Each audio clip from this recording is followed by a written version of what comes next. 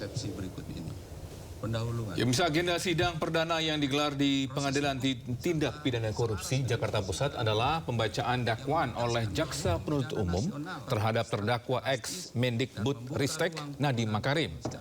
Nadiem yang merupakan terdakwa atas kasus tindak pidana korupsi pengadaan laptop Chromebook didakwa telah memperkaya diri sendiri dengan nilai mencapai 809,5 miliar rupiah. Jaksa menilai Nadiem telah menyalahkan wewenang yang dimilikinya saat menjabat sebagai menteri untuk mengatur jalannya proyek. Usai pembacaan dakwaan, kuasa hukum Nadiem pun langsung mengajukan eksepsi.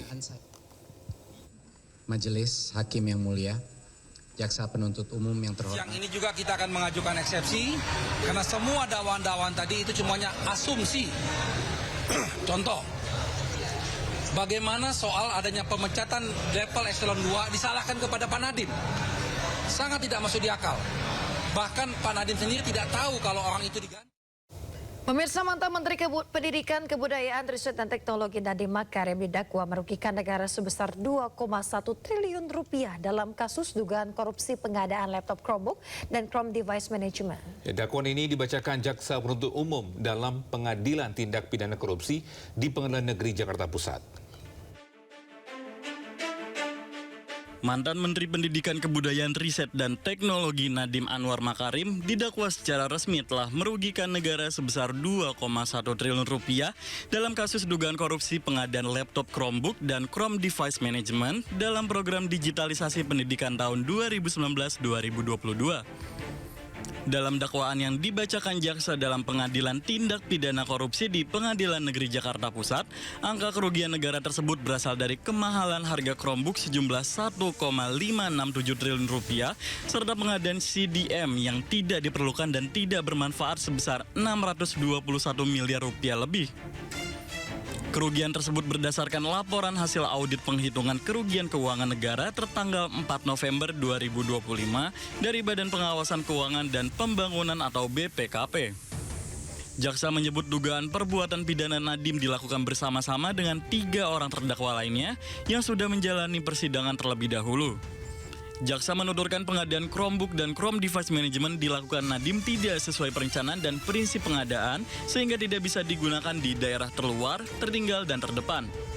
Selain itu, dalam dakwaan jaksa menegaskan bahwa terdapat markup atau kemahalan harga dalam pengadaan tersebut juga dilakukan tanpa dilengkapi survei data pendukung pada penyusunan harga satuan serta alokasi anggaran tahun 2020. Atas perbuatan melanggar hukum ini, mantan Mendikbud Ristek bersama mantan staf khususnya ini didakwa telah melakukan kerugian keuangan negara sebesar 2,1 triliun rupiah.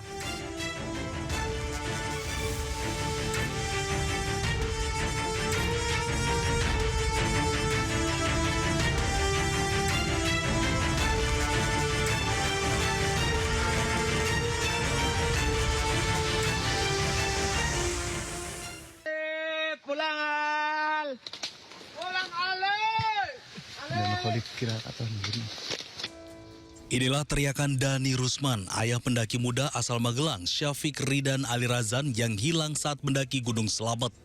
Khalid, semangat! Semangat! Siap!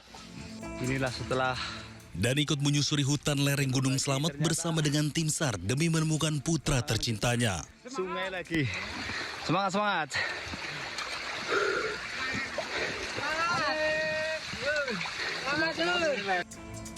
Upaya pencarian Syafiq Ali terus dilakukan memasuki hari terakhir pencarian oleh tim SAR gabungan bersama relawan. Sebelumnya, Syafiq Ridan Ali Rizan hilang saat mendaki Gunung Slamet melalui jalur Dipajaya, Desa Celekatakan, Kabupaten Pemalang. Saat itu, Syafiq Ali mendaki bersama Himawan Khoir Bahran. Keduanya hilang akibat tersesat saat mendaki. Himawan berhasil selamat dan ditemukan tim SAR, namun Syafiq Ali hingga saat ini belum ditemukan. Diduga Syafiq Ali berada di wilayah berbahaya antara pos 4 dan pos 5 dekat aliran sungai dan jurang yang licin. Tim Liputan iNews melaporkan. Pemirsa, polisi mengungkap kasus pembunuhan anak politisi PKS di kota Cilegon, Banten. Ya, aksi pelaku yang hendak mencuri berangkas diketahui sehingga korban ditikam pelaku dengan pisau hingga tewas. Pak, ada yang jaga di sini satu.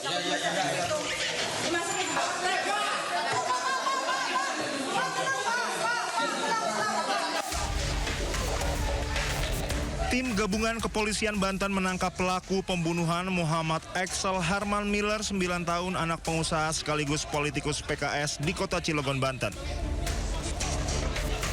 Pelaku ditangkap saat sedang mencuri di rumah mantan anggota DPRD Banten, Roy Syudin Sayuri, di kawasan Pabuaran, Ciwedus, Cilegon. Berdasarkan keterangan polisi, pelaku nekat membunuh korban karena korban melihat aksi pelaku di rumahnya. Mulut korban sempat ditutup dengan lakban, namun korban melawan hingga akhirnya korban ditusuk belasan kali hingga meninggal dunia. Kenapa pelaku sampai membunuh korban? Karena pada saat pelaku ini akan melakukan mengikat korban dengan lakban, korban melakukan perlawanan, yaitu dengan cara mengikat korban sebanyak 2 kali, mengutuk dan memukul siku pelaku. Sehingga pelaku melakukan penusukan berulang kali sampai dengan korban meninggal dunia. Dan kemudian kami dapat jelaskan juga bahwa pembuktian secara saintifik ini sudah kita buktikan dengan tim gabungan ini, baik dari Polda, Polres maupun pelapor, bahwa pisau yang kita temukan dari pelaku pada saat melakukan percobaan pencurian di rumah mantan anggota Dewan Ciwedus pada tanggal 2, yang mana pisau ini masih tertinggal jejak darah yang hasil pemeriksaan tim pelapor, darah tersebut profil DNA-nya identik dengan DNA milik korban saudara A 9 tahun. Kasus pembunuhan ini terjadi pada Selasa 16 Desember 2025 di rumah korban yang berada di Komplek BBS 3, Kelurahan Ciwaduk, Kota Cilegon, Banten. Ayah korban, Maman Soerman, mendapati korban dalam kondisi tengkurap dengan luka serius serta pendarahan hebat. Kini pelaku dijerat pasal berlapis dengan ancaman hukuman maksimal seumur hidup. Dari Cilegon, Banten, Iskandar Nasution, iNews melaporkan. Pemirsa, salah satu alasan pelaku membunuh anak politikus PKS Cilegon karena tekanan ekonomi. Ya, pelaku bangkrut akibat investasi kripto dan meminjam uang ratusan juta rupiah kepada bank serta pinjaman online. Jadi untuk motif yang dilakukan oleh pelaku, ini adalah motif ekonomi, karena pelaku ini terlilit hutang yang awalnya yang bersangkutan main saham kripto dengan modal bersama dengan tabungan istri senilai 400 juta rupiah. Kemudian setelah berhasil sampai dengan 4 miliar, ini rugi atau kalah. Sehingga pelaku ini meminjam duit dari Bank Mandiri 700 juta, dari koperasi 70 juta, dan pinjaman online 50 juta. Yang mana total dari 820 juta ini digunakan kembali untuk main kripto dan kalah kembali. Sedangkan yang bersangkutan itu memiliki riwayat kanker stadium 3 nasofasring, dapat dibuktikan dari handphone pelaku yang tiap minggu harus melakukan serangan pengobatan di rumah sakit S di daerah Semanggi, Jakarta, sehingga karena kebutuhan ekonomi memaksa pelaku untuk melakukan ini.